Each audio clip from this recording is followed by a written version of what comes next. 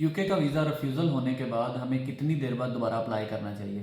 अब जिन स्टूडेंट्स के या स्किल्ड वर्क वीज़ा पे किसी के रिफ्यूज़ल आ रहे होते हैं तो वो उनके जहन में ये क्वेश्चन आता है कि अब हम री अप्लाई कब कर सकते हैं। तो सबसे पहले तो आपने ये देखना है कि आपका जो वीज़ा रिफ्यूज़ हुआ है उसकी रीज़न क्या है। फॉर एग्जांपल एक स्टूडेंट ने सितंबर 2024 में अप्लाई किया और उसका जो वीज़ा है वो उन्होंने इंटरव्यू कंडक्ट किया। इंटरव्यू में उन्होंने ये कहा कि हम सेटिस्फाइड नहीं हैं कि you are a genuine student. तो उसमें उन्होंने 4-5 मुख्तलिफ रीजंस लगाई कि जी हमने आपसे ये कोर्स का पूछा वो भी नहीं पता चला, या हमें को आप उस तरह से इन डेप्थ आंसर नहीं कर पाए मुख्तलिफ क्वेश्चंस का, जैसे क्रेडिबिलिटी इंटरव्यू के क्वेश्चंस होते हैं।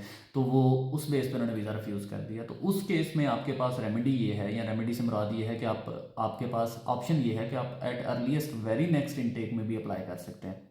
लेकिन सिर्फ एक चीज़ का ख्याल रहे कि आपका इंटरव्यू 100% दोबारा होगा। यानी एक दफ़ा इंटरव्यू पर रिफ्यूज़ हुआ है तो इंटरव्यू दोबारा फिर होना ही होना है।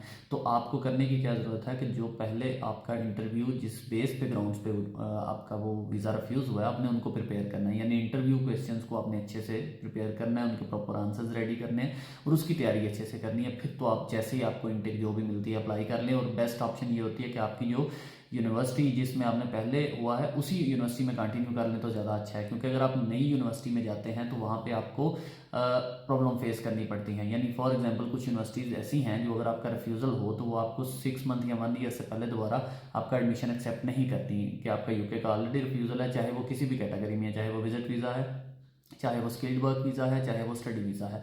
तो ये एक चीज़ जहन में रखनी है आपने कि आपके पास ऑप्शंस लिमिटेड हो जाती हैं। तो अगर आपकी वो यूनिवर्सिटी जिसके साथ आप ऑलरेडी अटैच हैं वो आपको अकोमोडेट कर सकती है तो वो आपको एडमिशन दे सकती है। तो पहली प्रायोरिटी आपने यही रखनी है कि उसी में हो जाए। अदरवाइज फिर आप अपनी यूनिवर्सिटी चेंज कर सकते हैं और वो यूनिवर्सिटी एक्सेप्ट कर ले। हाँ, उसमें एक बड़ा इंपॉर्टेंट पॉइंट है और वो ये है कि आपकी जो यूनिवर्सिटी है वहाँ पे आपने अपना रिफ्यूज़ल डिक्लेयर करना है। ये नहीं करना कि आपने अपना रिफ्यूज़ल छुपाना है।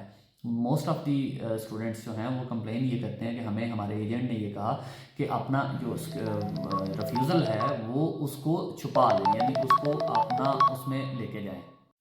तो उसका नुकसान क्या होता है कि अगर आप अपनी यूनिवर्सिटी को वो रिफ्यूज़ल नहीं बताते और बाद में आपका किसी स्टेज पे डिस्क्लोज हो जाता है तो आपका जो यूनिवर्सिटी है वो आपकी फ़ीस वापस नहीं करेगी। सबसे बड़ा पॉइंट ये है। तो ये थोड़ा सा ज़रा जहन में रखें कि उन यूनिवर्सिटीज़ को चूज़ करना है जहाँ पे वो आपकी एप्लीकेशन जो है वो उसको चेक ना कर सकें। चेक ना कर सकें से मतलब कुछ यूनिवर्सिटीज़ कहती हैं कि जब आप अपना वीज़ा अप्लाई करें तो आपकी जो वीज़ा एप्लीकेशन है वो हमें पीडीएफ में भेजें। अब फॉर एग्जांपल आपने यूनिवर्सिटी को ये बताया है कि आपका यूके का रिफ्यूज़ल नहीं है और ये एम्बेसी में आपने जब वीज़ा अप्लाई किया तो डेफिनेटली वहाँ पे तो आपको बताना ही पड़ता है। वहाँ पे आप बताते हैं आपका रिफ्यूज़ल है तो यानी ये आपने झूठ बोला है यूनिवर्सिटी से। और जब वीज़ा एप्लीकेशन जाएगी तो वहाँ पे वो उसको देख के ये जज कर लेंगे कि आपने हमसे झूठ बोला है, तो वहाँ से भी आप पकड़े जा सकते हैं। तो इसलिए इन छोटी छोटी चीज़ों का ख्याल रखना है आपने, ताकि आपके किसी भी स्टेज पे जाके स्टक ना हो पेमेंट्स वगैरह, या आपका कोई फंड्स कोई इस तरह की कंडीशन ना आ जाए कि वो आपको फिर वापस ना करें।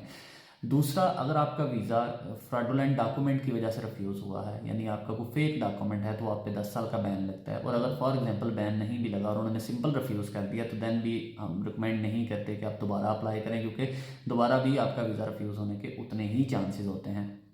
कैटेगरी टू कैटेगरी मैटर करता है। यानी स्किल्ड वर्क वीज़ा से अगर आप स्टडी वीज़ा बाद में अप्लाई करना चाहते हैं तो आप कर सकते हैं, यानी आपकी एप्लीकेशन अप्लाई करने में कोई इशू नहीं है। लेकिन सिर्फ वही बात, एक तो अपना रिफ्यूज़ल डिस्क्लोज करना है और फिर उसके बाद अपने इंटरव्यू की तैयारी अच्छे से करनी है। क्योंकि डेफिनेटली जब एक स्ट्रीम स्विच करके आप आ रहे होते हैं और पहली का रिफ्यूज़ल होता है तो वो एम्बेसी जो है वो आपका थोड़ा स्क्रूटनाइज करती है उस एप्लीकेशन को और फिर उस पर इंटरव्यू भी कॉल कर सकती है। तो ये आपने जब आप पहली रिफ्यूज़ल आपकी किसी भी कैटेगरी में आ गई है, जब दोबारा अप्लाई करना है तो आपने ये चीज़ों को जहन में रख के फिर अप्लाई करना है। बाकी इस हवाले से अगर आपका क्वेश्चन हो तो आप मुझसे पूछ सकते हैं। Thank you so much.